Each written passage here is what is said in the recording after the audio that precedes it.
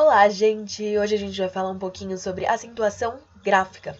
Se você ainda não assistiu a aula sobre fonologia, é importante voltar lá, porque tem alguns conceitinhos lá que eu discuti, que são muito importantes para entender essa aula aqui de acentuação gráfica.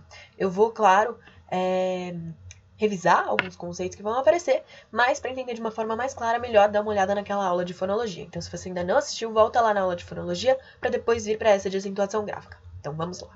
A gente vai discutir algumas regras gerais, em primeiro lugar, e depois nós vamos falar um pouquinho de regras complementares de acentuação. Vamos começar pelas regras gerais com relação às palavras monossílabas tônicas. As palavras monossílabas são aquelas formadas por uma única sílaba, e elas podem ser átonas ou tônicas. As monossílabas átonas são aquelas fracas, as monossílabas tônicas são aquelas mais fortes. O que isso significa? Vamos ver um exemplo que fica mais fácil. O primeiro exemplo que eu coloquei. Eu tinha muito dó do filho da professora. Percebam que dó e do são palavras muito parecidas, mas ao mesmo tempo recebem classificação diferente. O dó, percebam que ele é forte, a gente ouve o ó bem forte. Por isso, ele é considerado uma monossílaba tônica.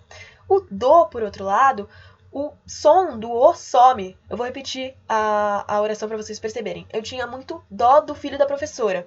Ele vira quase um u, a gente não fala direito. É bem fraca a pronúncia, por isso que a gente chama de monossílaba átona, nesse caso.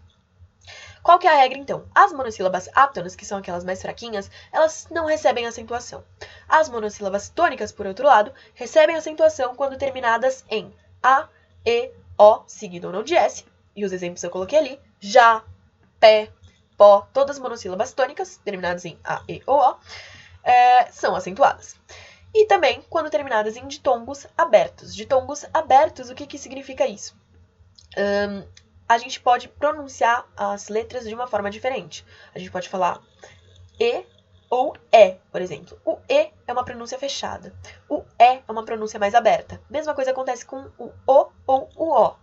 O o é uma pronúncia fechada, o o uma pronúncia aberta. Então a gente fala que ditongos abertos são formados por essas pronúncias mais abertas. É o caso de ei, el, oi. Então, se a palavra monossílaba terminar em ei, el ou oi, seguido não de s, a gente acentua. É o exemplo ali de mês, céu e dói. A gente coloca assim acento. Essas são as regras.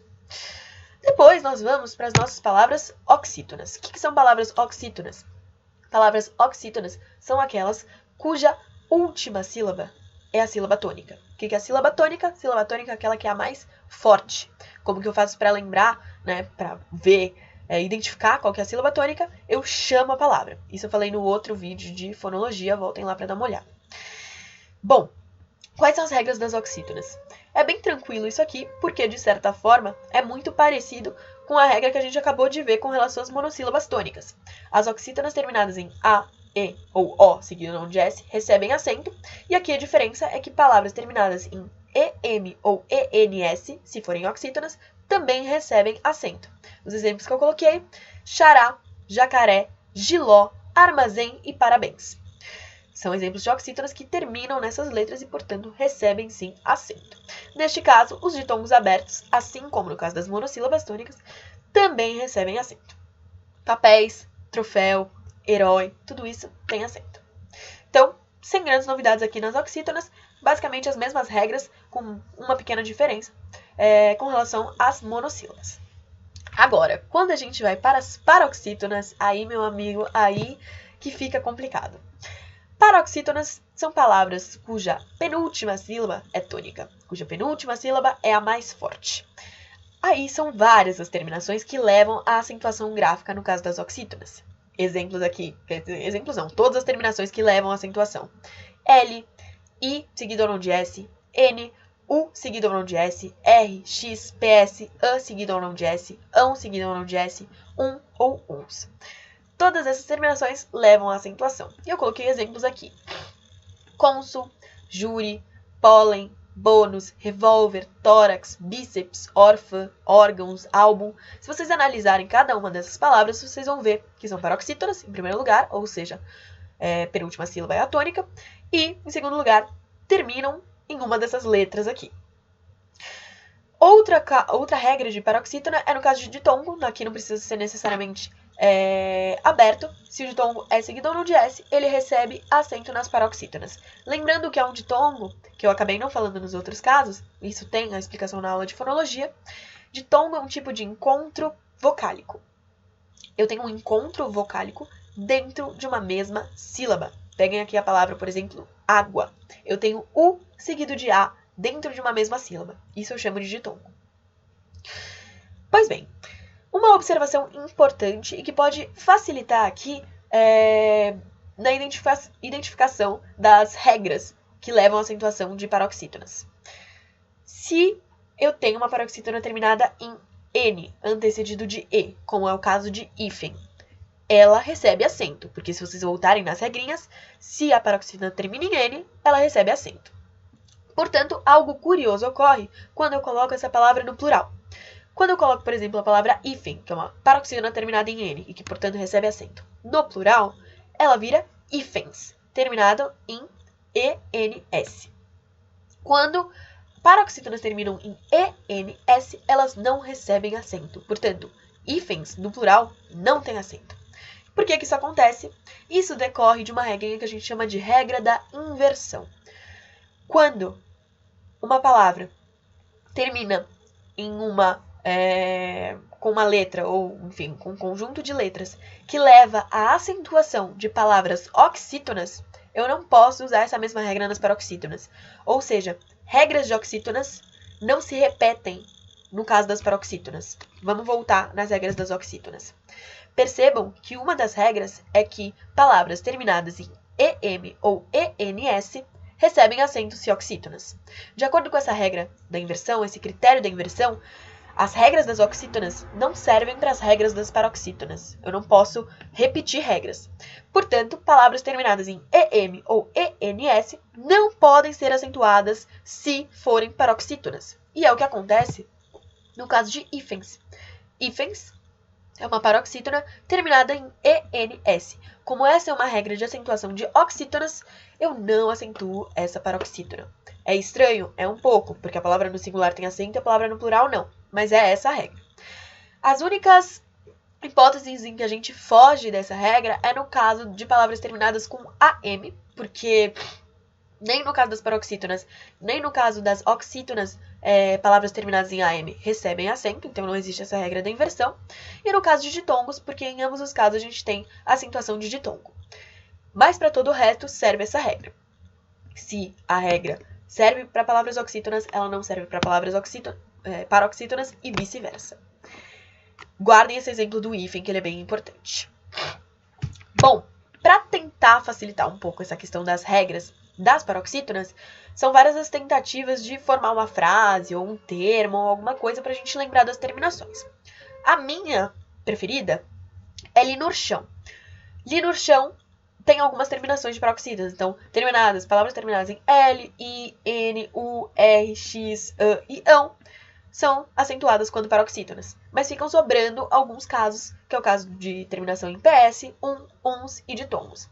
Fiquem à vontade para tentar criar alguma palavra, alguma frase, alguma lembrança que faça com que vocês identifiquem quais são as terminações que levam à acentuação de paroxítonas. O importante é conseguir decorar, porque senão fica um pouco difícil. Ou então tentar lembrar desse critério da inversão e caso não se aplique à oxítona, isso vai se aplicar à paroxítona.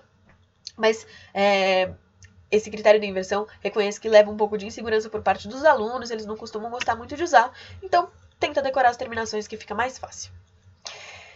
Vamos agora para as proparoxítonas. As proparoxítonas são aquelas palavras cuja sílaba tônica é a antepenúltima.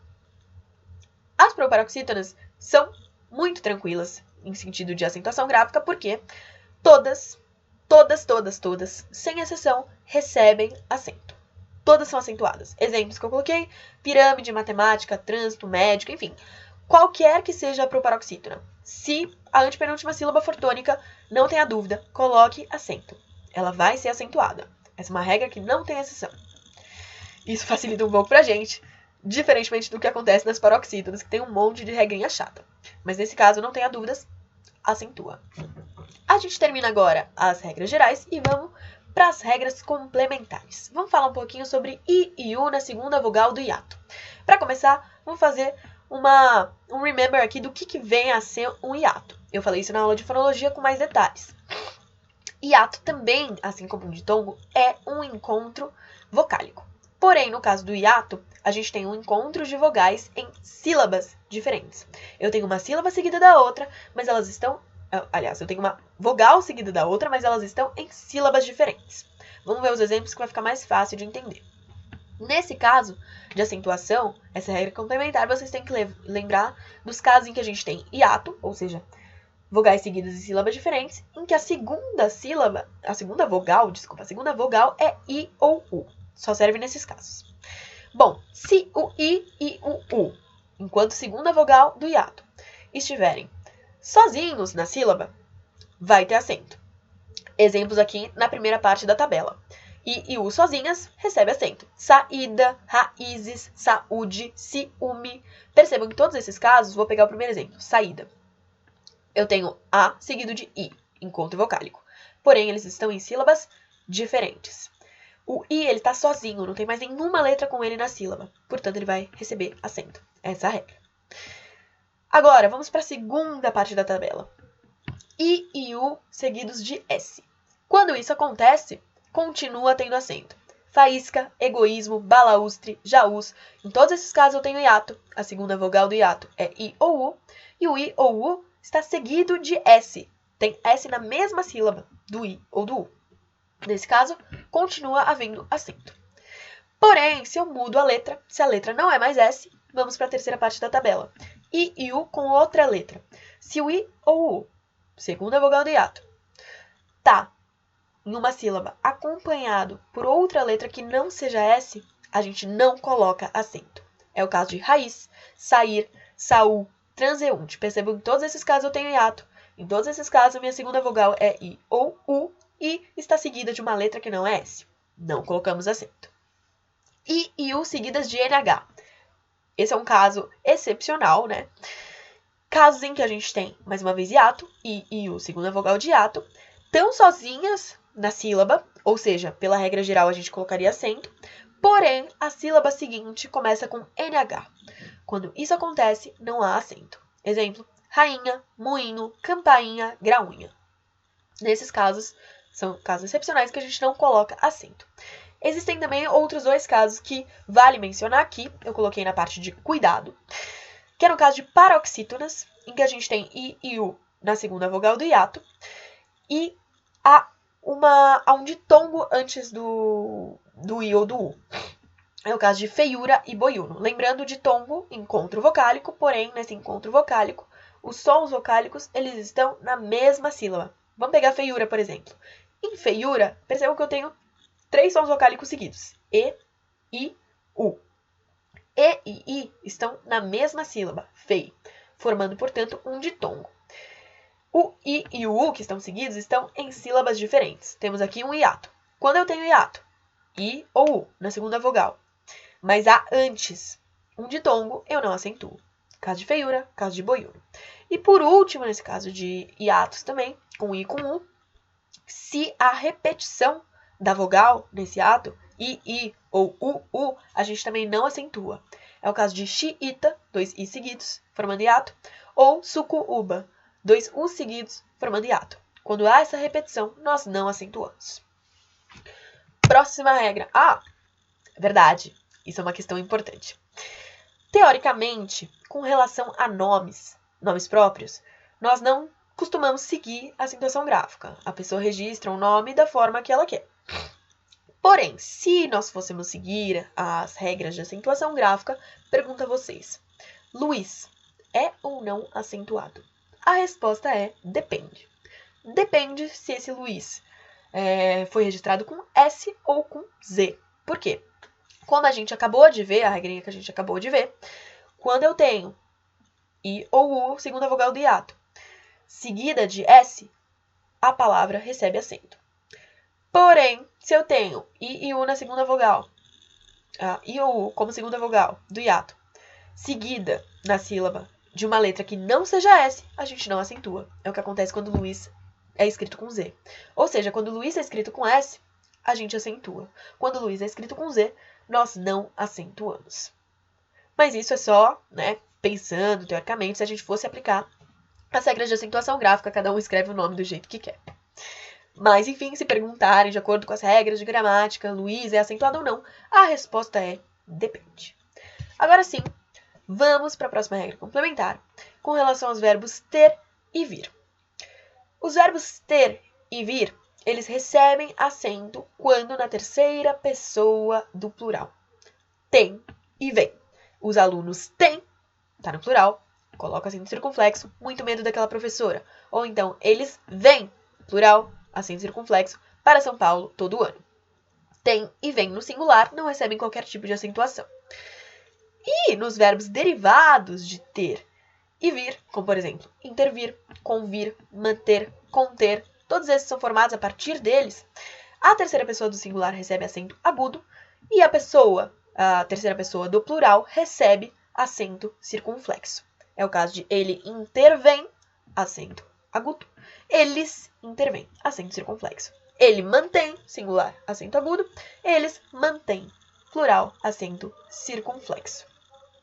Isso é uma regra que as pessoas costumam esquecer, principalmente com tem e vem no plural.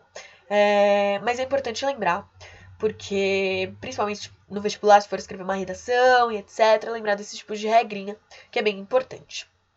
Por último, gente, vamos falar sobre o acento diferencial. O acento diferencial obrigatório, quando ele ocorre. No caso de por e pode. Como assim? A gente pode usar por como verbo, no sentido de colocar, e nesse caso a gente coloca um acento circunflexo, ou a gente pode usar o por como preposição. Então, eu estava, pulei por cima do muro ou algo do tipo. Esse por é uma preposição. E para diferenciar esses dois, o por verbo do por preposição, nós colocamos um acento diferencial. O por verbo recebe esse acento diferencial, esse acento circunflexo, enquanto que o por preposição não recebe acento. Mesmo caso com pode e pôde, tem até uma diferença de pronúncia. E nesse caso, a gente coloca acento circunflexo no pode quando a gente estiver fazendo referência ao passado, quando tiver uma forma verbal indicativa de passado. Então, ele não pôde comparecer. Do outro lado, né, tem um pode, sem acento, para indicar presente. Nesse caso, ele não pode comparecer, e a gente já entende que é presente. Por isso que essa diferenciação é feita. E se é caso de acento diferencial obrigatório, nós temos também alguns casos de acento diferencial que são opcionais. Que esses não são tão importantes, mas vou citar um exemplo aqui, a título de curiosidade, que é o caso de forma. Forma de cozinha, né, no sentido de recipiente, eu posso escrever forma sem acento circunflexo ou com acento circunflexo. É um acento diferencial que é opcional. Você pode ou não colocar para diferenciar de forma, né? Forma no sentido de formato. Essas eram as regrinhas que eu tinha para passar para vocês hoje. A acentuação gráfica é um tema bastante importante, principalmente pensando em redação e questões escritas, que muitas vezes a gente não sabe quando tem acento ou quando não tem. E eu passei aqui as principais regrinhas para vocês. Espero que tenha ficado tudo claro. Caso não tenha, não hesitem em entrar em contato. Eu respondo sem o menor problema nos comentários aqui do vídeo, no Instagram, qualquer forma que vocês quiserem. E bons estudos e até a próxima aula.